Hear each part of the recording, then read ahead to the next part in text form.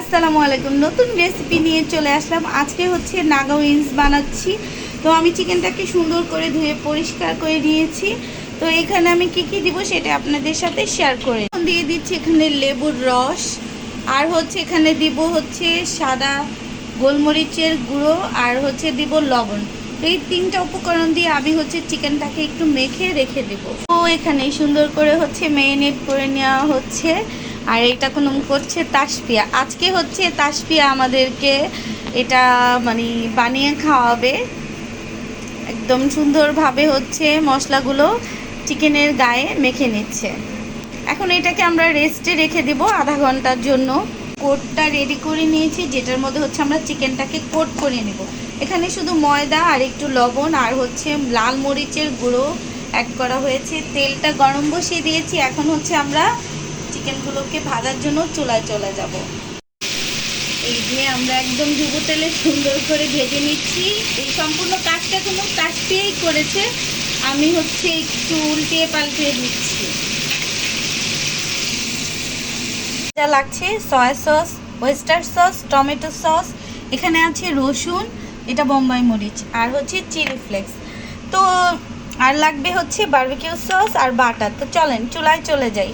চুলায় চলে আসলাম। এখন হচ্ছে বাটারটা দিয়ে দিলাম।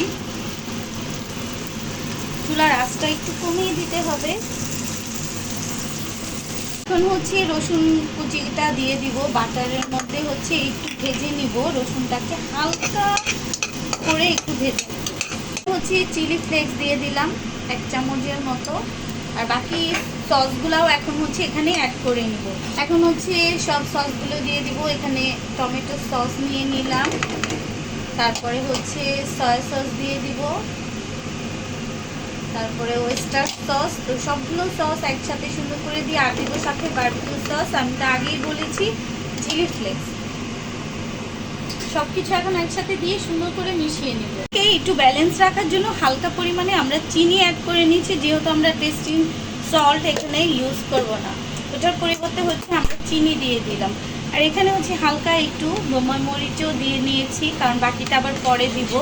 তো সসটাকে সুন্দর করে হচ্ছে মিশিয়ে নেব। চিকেনটা ভেজে রেখেছিলাম, তো এখন হচ্ছে আমরা সসের মধ্যে দিয়ে দিব। সবগুলো চিকেন সুন্দর করে দিয়ে হচ্ছে সসের মধ্যে মিশিয়ে নেব। এখন হচ্ছে বোম্বাই মরিচটা দিয়ে দিব। চিকেনটা তো সুন্দর করে সসের সাথে মিশিয়ে নিলাম। এই যে দেখতেই পাচ্ছেন কালারটা কত সুন্দর হয়েছে মাশাআল্লাহ।